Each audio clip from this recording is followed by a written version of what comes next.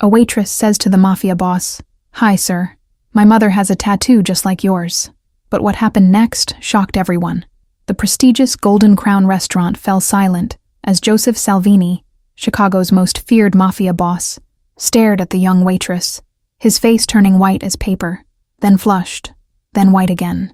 The tattoo in question was a unique constellation pattern that wrapped around his wrist, a design he had created with only one other person over 20 years ago. His mind raced back to the summer of 2004, to a woman named Rose, who had simply vanished from his life after what he believed was a miscarriage that had ended their future together. Joseph's bodyguards tensed, misinterpreting his shock as threat, hands moving toward concealed weapons until he raised a single finger to halt them. The waitress, Audrey, according to her name tag, stood frozen, suddenly aware she'd said something significant. "Your mother," Joseph finally spoke, his voice barely above a whisper. "What is her name?" The question hung in the air as the young woman clutched her serving tray tighter, her knuckles turning white with pressure. Audrey hesitated, eyes darting around at the sea of expensive suits and questioning glances before answering. "Rose Bennett, sir." The glass of scotch in Joseph's hand crashed to the floor, shattering into 1,000 glittering pieces across the imported Italian marble. "How old are you?" he asked, though something in his eyes suggested he already knew the answer. His heart pounded so hard he was certain everyone at his table could hear it hammering against his chest, like a prisoner demanding release. 20, sir," Audrey replied, growing increasingly uncomfortable as Joseph's associates exchanged concerned glances. She took a step back, wondering if she'd made a terrible mistake mentioning something so personal to such a powerful man. Joseph stood abruptly, towering over his half-eaten meal, napkin falling forgotten to the floor. "Where is she now?"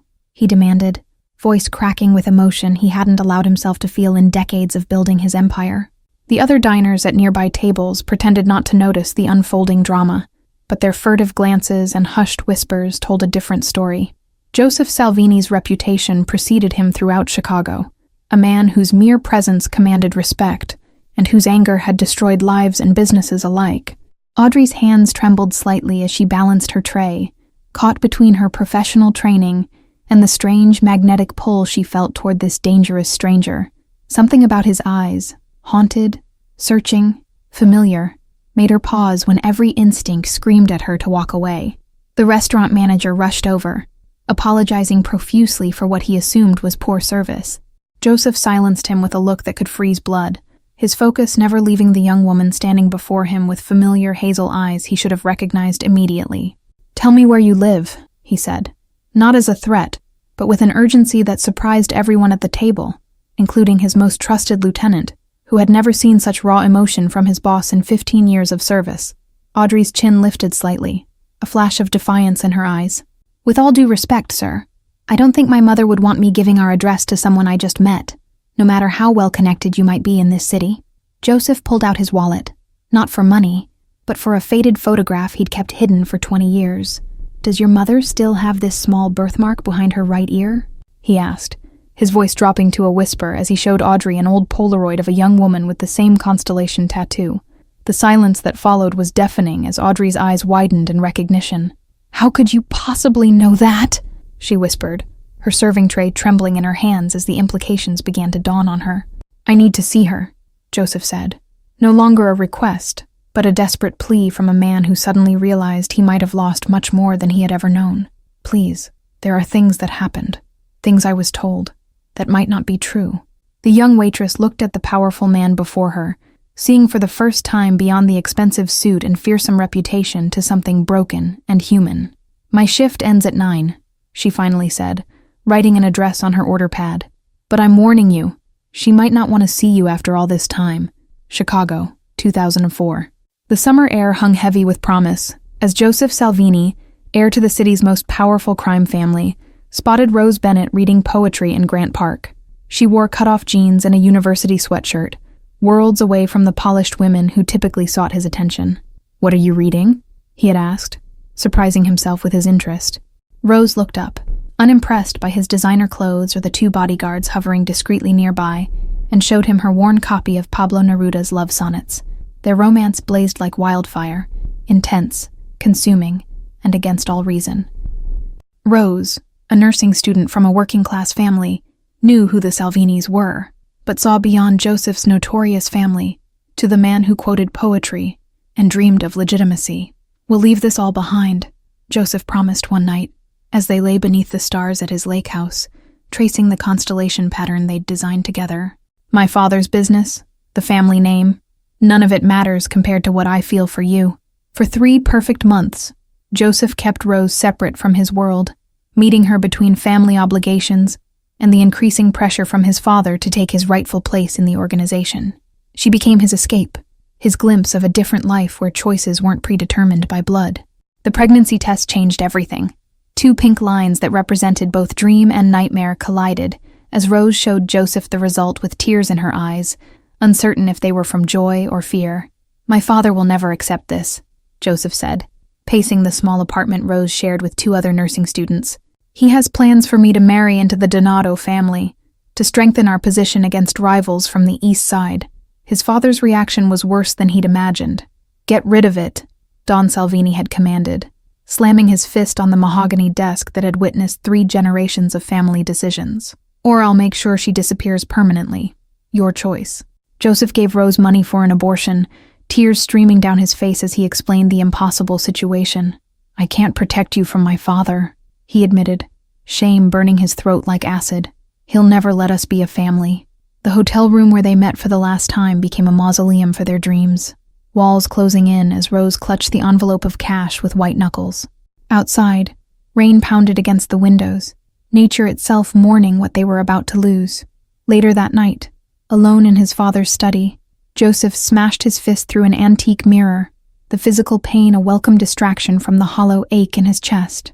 The Don watched impassively from his leather chair, a glass of scotch in one hand, satisfaction evident in his cold, calculating eyes. 2 weeks later, Rose called him from a payphone, voice hollow and distant. "I lost the baby," she said, refusing to meet in person. "It's over, Joseph. Don't try to find me. Your world and mine were never meant to intersect." He respected her wishes, drowning his grief in work and eventually taking his place as his father's right hand. The old Don died 3 years later, leaving Joseph to build the empire into something more powerful and sophisticated, though the hole in his heart remained unfilled. Never once had he suspected she had lied about the miscarriage. Never once had he imagined that somewhere in this city, his child had been growing up without him, carrying half his DNA and none of his burdens. As he sped toward the address Audrey had given him, Joseph realized how completely Rose had outmaneuvered him.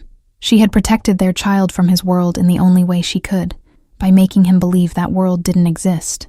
The apartment building was in a modest but respectable neighborhood on the city's northwest side.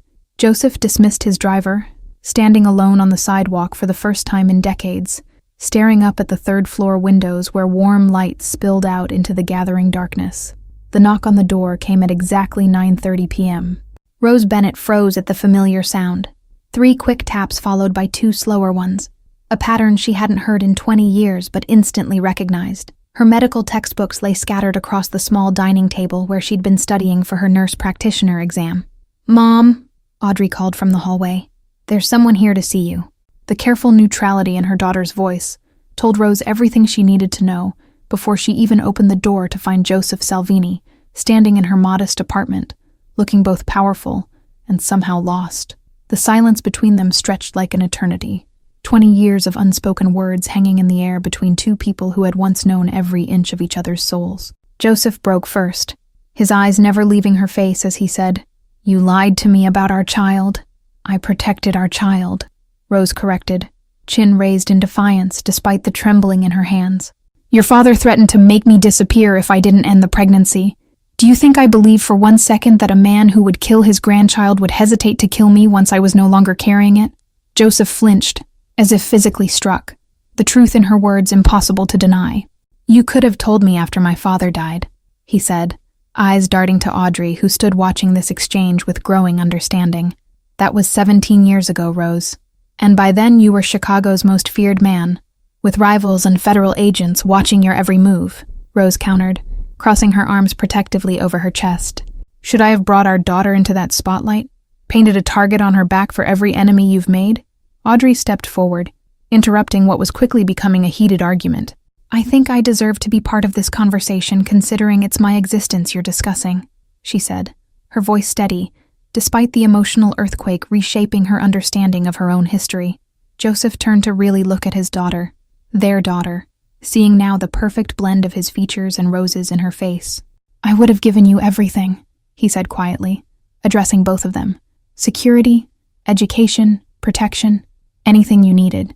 The small apartment suddenly felt suffocating, decades of secrets and lies hanging in the air between them. On the wall, a framed photo of Audrey's high school graduation showed Rose beaming with pride beside her daughter, a moment Joseph had been robbed of witnessing, another piece of time he could never reclaim.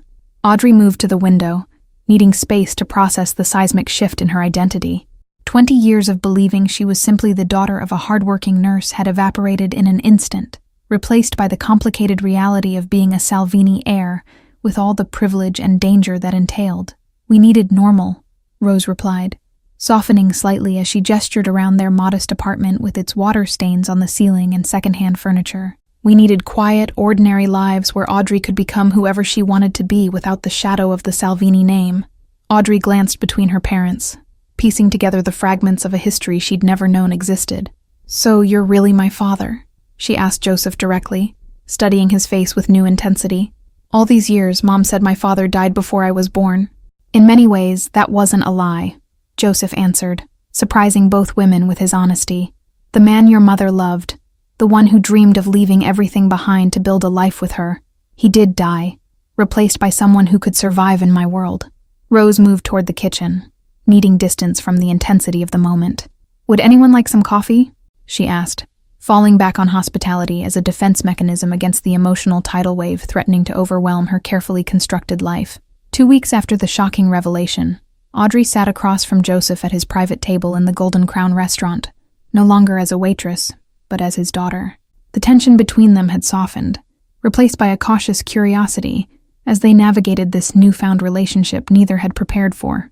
"I received your medical school application fee payments, but I can't accept them," Audrey said, sliding an envelope across the polished table. Her pride, inherited from both parents, wouldn't allow her to simply take his money despite her desperate financial situation. Joseph left the envelope untouched, studying the determination in his daughter's eyes. "It's not charity, Audrey. It's 20 years of birthdays, Christmases, and graduations that I missed," he explained, the regret in his voice genuine and raw. "My mom worked double shifts for years to give me a normal life," Audrey countered, her loyalty fierce and unwavering. "She's still paying off loans from nursing school while saving for my tuition. I won't dishonor her sacrifice by taking easy money now." The restaurant door swung open, and Joseph's expression shifted instantly from father to crime boss as his lieutenant approached with urgent news. "The Braddock family is moving on the West Side territory," the man whispered, unaware of Audrey's identity. Audrey watched this transformation with fascination and unease, seeing the dangerous reality her mother had sheltered her from. "Is this why she kept me away?" she asked after the man departed, gesturing to the subtle but unmistakable signs of Joseph's other life. "Your mother made the right choice," Joseph admitted, signaling for the check. "But circumstances have changed. The medical school tuition problem is just the beginning of what I can help with." The following day, Rose received a certified letter informing her that her student loans had been forgiven due to a clerical error. She crumpled the paper in her fist, knowing exactly who was responsible for this unwanted intervention into their carefully constructed lives. "You can't just erase 20 years by throwing money at us," Rose confronted Joseph that evening on the steps of his mansion, where she'd driven directly after her shift. Her nursing scrubs stood in stark contrast to the opulence surrounding them. Joseph guided her inside, away from potential watching eyes. "I'm not trying to buy forgiveness, Rose," he said, his voice softer than she remembered. "I'm trying to give you both the security you deserve without changing who you are." The contrast between their worlds couldn't have been more stark. Rose's practical nurse's scrubs against the backdrop of Italian marble and priceless art. A life of service versus a life of power. Two paths that had diverged 20 years ago at the intersection of love and fear. Through the floor-to-ceiling windows, Chicago's skyline glittered like a jewelry box of possibilities, a kingdom Joseph had built while Rose raised their daughter in the shadows. The city that had kept them apart now forced them together, their separate lives colliding with the force of tectonic plates.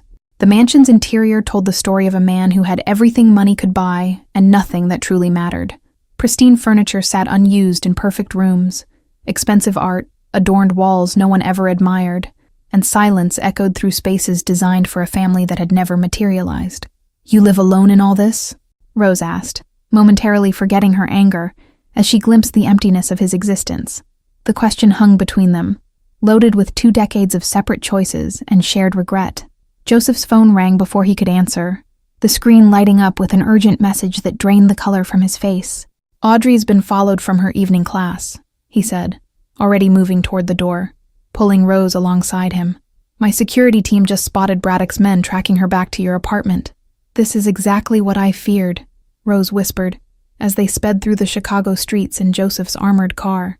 "Your enemies learning about her, using her to get to you." The nightmare scenario she had protected their daughter from for 20 years was unfolding despite her precautions. Joseph gripped the steering wheel so tightly his knuckles turned white. "I'll send you both away tonight. New identities, new location, completely untraceable," he promised, already formulating plans to erase their existence. "Or you can come under my protection, where no one would dare touch what belongs to a Salvini." The Salvini family compound sprawled across 3 acres of heavily guarded lakefront property, a fortress disguised as a luxury estate. Rose and Audrey had reluctantly accepted Joseph's protection after the threat from the rival Braddock family became too dangerous to ignore. "This will be temporary," Rose insisted as she unpacked their hastily gathered belongings in the guest house. Though spacious and elegant, it felt like a beautiful cage to a woman who had spent 20 years maintaining her independence from Joseph's world. Audrey adapted more quickly than her mother, fascinated by this glimpse into her father's life and the legacy that, whether she wanted it or not, was partially hers. "Have you always lived here?" she asked Joseph over breakfast on their 3rd morning. "I grew up in this house, though it's changed considerably since then," Joseph replied, watching his daughter absorb every detail with intelligent eyes that reminded him so much of his own. "My father ruled through fear, but I've built something more sophisticated. Legitimate businesses, political connections." Rose entered the dining room, her hospital ID badge clipped to her scrubs. "I appreciate the security detail, Joseph, but they cannot follow me onto hospital floors," she stated firmly, pouring coffee into a travel mug. "My patients deserve privacy." "The Braddocks have eyes everywhere," Joseph argued, concern etched on his face. "At least let my men drive you and maintain a perimeter." The tension between them was palpable, 2 decades of separate lives creating fundamentally different approaches to danger. That afternoon, while Rose was at work and Joseph attended to business, Audrey explored the mansion's east wing, discovering a library filled with first editions and rare manuscripts. She ran her fingers along leather-bound spines, finding unexpected common ground with the father she was just beginning to know. A leather-bound copy of Pablo Neruda's love sonnets caught her eye, the same collection her mother kept on her nightstand, its pages worn from years of reading. The coincidence sent a shiver down her spine, a tangible connection to the love story that had created her, then been severed before she was born. Outside the library windows, armed guards patrolled the manicured grounds, a stark reminder that this world of culture and refinement was built on a foundation of violence and power.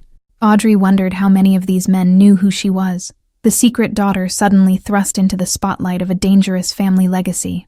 "My grandmother's collection," Joseph explained, finding Audrey absorbed in a volume of Renaissance poetry. She believed education was the true path to power, not the family business my grandfather built. His voice carried a wistful quality that Audrey had never heard before.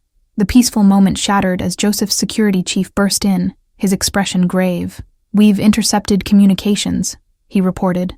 "The Braddocks know about your daughter and her mother. They're planning to use them as leverage in the territory dispute." Joseph's transformation was immediate and terrifying.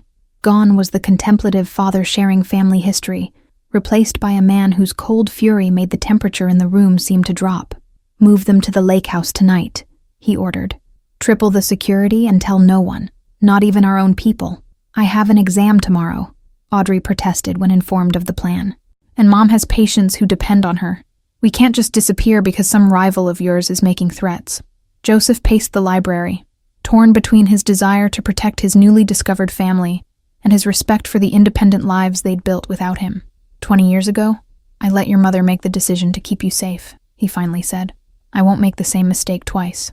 The lake house, though called such, was actually a remote compound in northern Wisconsin, accessible only by private road and protected by state-of-the-art security systems. Rose stood at the window, watching the sunset reflect off the water, as Audrey explored the rustic but luxurious interior. "He's trying to put us in a gilded cage," Rose whispered, when her daughter joined her. "I've spent your entire life making sure you could make your own choices, and now this." She gestured to the armed guards patrolling the perimeter. Audrey was silent for a long moment, processing everything that had happened since that fateful day at the restaurant. "Maybe we don't have to choose between his world and ours," she finally said, surprising her mother with her insight. "Maybe there's a middle path where we accept his protection without sacrificing who we are." 6 days at the lake house passed in tense isolation before Joseph arrived with news. "The immediate threat has been neutralized," he announced, the vague phrasing telling both women more than explicit details would have about what had transpired in Chicago during their absence. Rose watched him carefully, seeing both the man she had loved and the dangerous figure he had become. "We need to talk about what happens next," she said quietly. "This situation is forcing us to make decisions we're not prepared for." Joseph nodded, following her outside onto the dock where privacy from both security personnel and Audrey would allow for honest conversation. The autumn air carried the scent of pine and approaching winter as they stood side by side, looking out over the water. "I never believed your father's threats were real until the day you disappeared," Rose finally admitted, breaking the silence between them. "When you gave me money for the abortion, I realized your family's reputation wasn't exaggerated. The danger was real." Joseph flinched at her words, the pain of old wounds still fresh. "I gave you that money to buy time, Rose. Not because I wanted to end our child's life," he confessed. "I was searching for a way to stand up to my father, to protect both of you.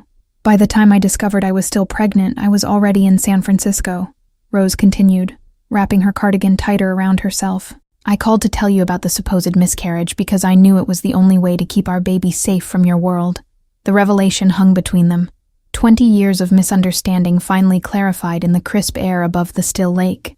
"I would have found a way to protect you both," Joseph insisted, though his voice lacked conviction. "My father's organization was different then, more violent, less stable." "And now?"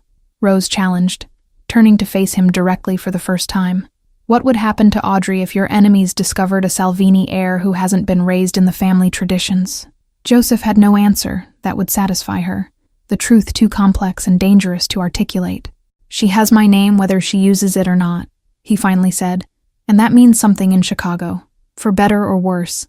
The sliding door opened as Audrey joined them on the dock, her expression serious. "I've been thinking about medical school," she announced without preamble. "I still want to go, but I need to understand exactly what being your daughter means for my future." Joseph looked between the two women who should have been his family for the past 20 years, seeing the strength and resilience they had built without him. "It means whatever you want it to mean," he answered carefully. "The Salvini name can open doors or remain your secret." "And what about you and Mom?" Audrey asked boldly, addressing the unspoken tension that had been building since their reunion. "There's obviously still something between you despite everything." Rose flushed, embarrassed by her daughter's directness, while Joseph looked momentarily caught off guard. "Your mother made the right choice for you," he finally said. "She protected you from a life I wouldn't have wanted for my child either." "That doesn't answer my question," Audrey pressed, her persistence revealing her Salvini heritage more clearly than any DNA test could have. 20 years is a long time, but neither of you ever married anyone else." The silence that followed was deafening, filled with 2 decades of might-have-beens and paths not taken. Rose broke it first, her voice barely above a whisper. "Some choices stay with you forever. They become the foundation you build your life upon, for better or worse." Joseph's phone rang, shattering the moment with harsh reality. The call was brief, his responses clipped and professional, but when he hung up, both women recognized the gravity in his expression. "The Braddocks have escalated beyond what I anticipated," he said. "We can't stay here. We need to move tonight." The setting sun cast long shadows across the dock, turning the tranquil lake into a canvas of crimson and gold that belied the danger closing in around them. Rose instinctively moved closer to Audrey, the protective instinct that had guided her choices for 20 years, still her primary compass. Joseph watched the subtle movement, understanding flickering in his eyes. This was what he had missed. The countless moments of ordinary love that couldn't be purchased or commanded. His empire of power and fear suddenly seemed hollow compared to what Rose had built alone. A relationship founded on trust, sacrifice, and unconditional love. The caravan of black SUVs moved swiftly through the darkness, headed toward an undisclosed location Joseph assured would be secure. Rose sat beside Audrey in the middle vehicle, watching her daughter stare out the window at the passing countryside with worried eyes. "We should be at the hospital," Rose said suddenly, breaking the tense silence. "My shift starts in 4 hours, and Audrey has exams tomorrow." The normalcy they had fought so hard to maintain was slipping away with each mile. Joseph glanced at them in the rearview mirror, his expression grim. "The hospital received a bomb threat specifically mentioning the cardiac ward where you work," he explained. "It wasn't real, but it was a message meant for me. They know exactly where to find you." The convoy suddenly screeched to a halt as a tree blocked the narrow forest road ahead. Joseph's hand went immediately to his weapon, eyes scanning the dense woods surrounding them. "Stay in the car," he ordered, voice leaving no room for argument. Rose reached for Audrey's hand, squeezing it tightly as they watched Joseph confer with his security team. "Whatever happens, stay down and follow my lead," she whispered, the protective instinct she'd honed for 20 years kicking into high gear. The first bullet shattered the driver's side window of the lead SUV, followed immediately by a coordinated attack from the forest on both sides. Joseph dove back into their vehicle, using his body to shield Rose and Audrey as bullets peppered the reinforced exterior. "Drive," he shouted to his driver, who slammed the vehicle into reverse, tires spinning on the gravel road. The other SUVs provided covering fire as they executed a precise retreat maneuver that spoke of extensive training and experience with such ambushes. Audrey pressed herself against the floor, eyes wide with terror, as the reality of her father's world crashed into her peaceful existence. "Is this what your life is always like?" she gasped, as their vehicle lurched back down the road they had just traveled. "Only when someone thinks they can take what's mine," Joseph replied, checking his weapon before reaching for the satellite phone secured in the console. His call was brief and coded, but both Rose and Audrey understood he was mobilizing reinforcements. The firefight ended as abruptly as it had begun, the attackers melting back into the forest rather than pursuing the retreating convoy. "That wasn't meant to succeed," Joseph muttered, more to himself than to the others. It was a message, or worse, a distraction. His phone rang immediately, confirming his worst fears. "Sir, there's been an explosion at your downtown office," his lieutenant reported, voice tight with controlled panic. "Emergency services are responding, but early reports suggest multiple casualties." Joseph's face revealed nothing, but his knuckles whitened around the phone. "Take us to Lakeside Memorial," he instructed his driver, surprising both Rose and Audrey. "The attack on the office means they don't know where we are. The hospital will be safe for now, and they'll need all available medical personnel." The emergency room was chaos when they arrived, doctors and nurses rushing to treat victims of the explosion. Rose immediately grabbed a set of scrubs from the supply closet, her instincts as a healthcare provider overriding all other concerns. "I can help too," Audrey insisted, following her mother's lead. "I've completed 3 years of pre-med. I know basic triage procedures." The determination in her eyes mirrored Joseph's own, revealing her heritage more clearly than any DNA test could have. As they worked alongside the overwhelmed hospital staff, a pattern emerged in the injuries. Most of the victims were not Joseph's men, but ordinary office workers, cleaning staff, and civilians who happened to be in the wrong place. They weren't targeting my organization, Joseph realized with growing horror. They were making a statement about collateral damage. The irony wasn't lost on him. For decades, he had justified his actions by claiming to insulate innocents from the violence of his world, yet here were dozens of ordinary Chicagoans bleeding because of a vendetta against him. In the harsh fluorescent light of the emergency room, the carefully constructed walls between his family business and civilian life crumbled. Rose moved with practiced efficiency between patients, her hands steady despite the chaos, occasionally meeting Joseph's gaze across the crowded space. No words passed between them, but something fundamental had shifted. They were partners again for the first time in 20 years, fighting together against the consequences of choices made long ago. 3 days after the attack, Joseph stood in the hospital corridor watching Rose and Audrey through the window of the doctor's lounge where they had finally collapsed from exhaustion. Their tireless work had saved dozens of lives, earning respect from the entire medical team who had no idea of their connection to the man allegedly responsible for the violence. "The Braddock family patriarch is requesting a meeting," Joseph's lieutenant informed him quietly, keeping a respectful distance from the sleeping women. "He claims this has escalated beyond his original intentions and wants to negotiate." Joseph nodded, decision made before the question was fully articulated. "Arrange it for tomorrow at neutral ground, the old cathedral downtown," he instructed, his eyes never leaving Rose and Audrey. "And make sure our federal contacts understand that civilian casualties were not my doing." The meeting with Braddock was tense but productive, two old enemies finding common ground in their mutual desire to end bloodshed that had spiraled beyond control. "Your daughter and her mother must be acknowledged publicly as under Salvini protection," the rival boss insisted. "Otherwise, this truce means nothing." "That decision isn't mine to make," Joseph replied, surprising both Braddock and himself with his honesty. "They've built lives independent of my world, and I won't force them into the spotlight against their will." The solution, when it came, was Rose's idea. A charitable foundation established in Audrey's name to support medical education for disadvantaged students. "This gives her Salvini protection without Salvini notoriety," Rose explained, as they finalized the paperwork in Joseph's downtown apartment.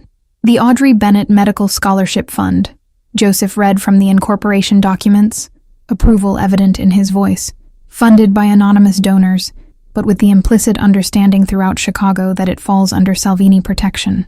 Audrey looked between her parents, seeing the mutual respect that had survived 20 years of separation. "I still want to be a doctor, not a mob princess," she clarified, her tone leaving no room for negotiation. "This foundation lets me acknowledge my heritage without being defined by it."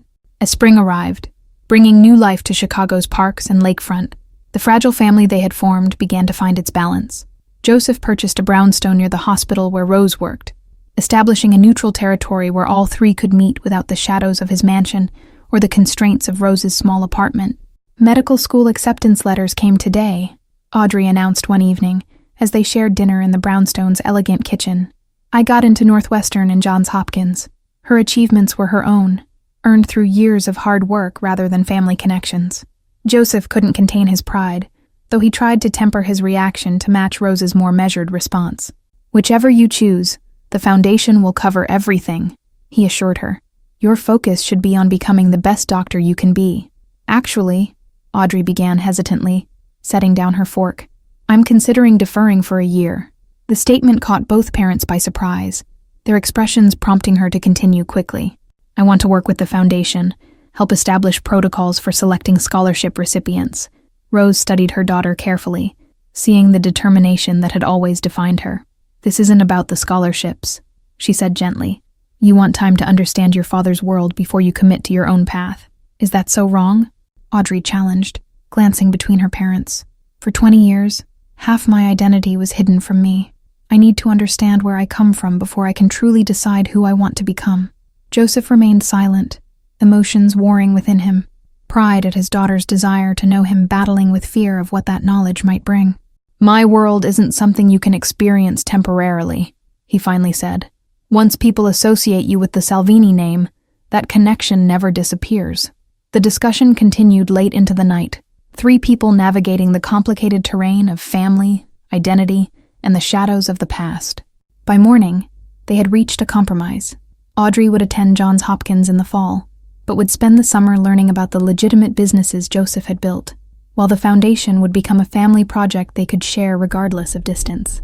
"You've given her something I never could," Rose admitted to Joseph as they watched Audrey graduate with honors that June. "A connection to her past that will help her build her future." The admission cost her pride, but acknowledged a truth she had finally come to accept. The prestigious Johns Hopkins Medical School auditorium buzzed with excitement as families gathered for the graduation ceremony. In the front row, Joseph Salvini sat beside Rose Bennett, their hands occasionally brushing in a gesture that spoke of reconciliation and something deeper that had slowly rekindled over the years. "Dr. Audrey Bennett," the dean announced, and cheers erupted from their section as Audrey crossed the stage to receive her diploma. Her journey had not been easy, balancing rigorous medical training with occasional trips home to help manage the foundation that now supported dozens of aspiring healthcare workers from disadvantaged backgrounds. Joseph beamed with pride, remembering the frightened young waitress from the Golden Crown restaurant who had unwittingly changed the course of all their lives with one simple observation about a tattoo. The constellation pattern still circled his wrist, though now it was matched by a smaller version on Audrey's ankle, her graduation gift to herself. "She has your determination," Joseph whispered to Rose as they watched their daughter accept additional honors for her research in pediatric oncology. "And your heart." The compliment was sincere, acknowledging that Rose's choices had shaped Audrey into someone far better than the Salvini influence alone would have produced. Rose smiled, the years of tension and fear finally settling into a peaceful acceptance of their unusual family dynamic. "She has your strategic mind," she countered. The way she organized that fundraising campaign last year was pure Salvini diplomacy. The changes in Joseph himself were perhaps the most profound of all. While still heading his organization, he had accelerated the family's transition toward legitimacy, using his influence to establish medical clinics in underserved Chicago neighborhoods and gradually distancing himself from the more dangerous aspects of his empire. "I've been offered the chief resident position at Chicago Memorial," Audrey revealed during their celebration dinner that evening. "I'd be working in pediatric oncology, starting this fall." The announcement surprised both parents, who had assumed she would remain on the East Coast to complete her residency. "Are you sure about returning to Chicago?" Rose asked carefully, understanding all the implications of her daughter's choice. "Your reputation there will always be complicated by your connection to your father." Audrey nodded, her decision clearly well considered. "That's precisely why I need to be there," she explained. "The foundation is making real difference, and I want to be hands-on with the scholarship recipients starting their medical careers in our hometown." Joseph watched his daughter with a mixture of pride and concern, recognizing the strength that allowed her to embrace both sides of her heritage without being consumed by either. "The Salvini name will open doors," he acknowledged, "but your skill will keep them open." "Actually," Audrey said with a smile, "I've decided to use both names professionally. Dr. Audrey Bennett Salvini." Her declaration represented the final reconciliation of her divided identity, claiming both her mother's careful protection and her father's powerful legacy.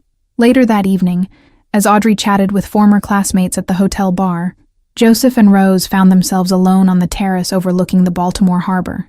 The years had softened their edges, turning youthful passion into something more enduring and complex. A passing boat's lights danced across the water's surface, momentarily illuminating Rose's face with the same golden glow Joseph remembered from their first summer together. The constellation tattoo peeking from beneath her sleeve caught the light, a permanent reminder of promises made and broken under different stars. Behind them, through the glass doors of the hotel, they could see Audrey laughing with friends, her gestures animated as she told some story, unaware of her parents watching, unaware of how this moment of normalcy was the greatest gift they could have given her despite their complicated past. "She's remarkable," Joseph said, watching the lights reflect on the water. "Everything I could have hoped for in a daughter, and nothing I deserved after how things ended between us." The admission came easier now, years of co-parenting having taught him a humility his younger self had lacked. Rose turned toward him, studying the face she had once known better than her own. "We both made mistakes," she acknowledged, her voice gentle in the evening air. "But protecting her was never one of mine, even if the method wasn't what either of us would have chosen." The constellation tattoo on Joseph's wrist caught the moonlight as he reached for Rose's hand, a gesture that had become increasingly natural over the past 5 years. "Do you ever wonder what might have happened if we'd found another way?" he asked, the question that had haunted him for 2 decades finally spoken aloud. "Every day," Rose admitted, her fingers intertwining with his. "But then we wouldn't have the daughter we have, shaped by both worlds instead of trapped in either." The wisdom of her perspective struck Joseph anew, reminding him why he had never stopped loving her despite 20 years of separation. Their relationship had evolved gradually, from cautious co-parents to reluctant allies to friends, and now to something neither could quite define, but both treasured. The foundation had given them a shared purpose beyond Audrey herself, bringing them together regularly, even as they maintained their separate lives. "I'm retiring next year," Joseph announced suddenly, the decision crystallizing in that moment, though it had been forming for some time. Turning everything over to legitimate management and stepping away from the organization completely. The declaration hung between them, heavy with implication. Rose studied him carefully, searching for the truth behind his words. "And then what?" she asked. The question simple, but loaded with 2 decades of complicated history and 5 years of careful rebuilding. Joseph's answer came in the form of a small velvet box he'd carried in his pocket throughout Audrey's graduation ceremony. "And then, if you're willing, we try again. The right way this time," he said, opening it to reveal not a diamond but a gold pendant, bearing the same constellation pattern as their tattoos. "Thank you all for following this story. If you're enjoying it, write in the comments where you're watching from. And don't forget to like, subscribe, and share the video, because your support is important for me to continue here.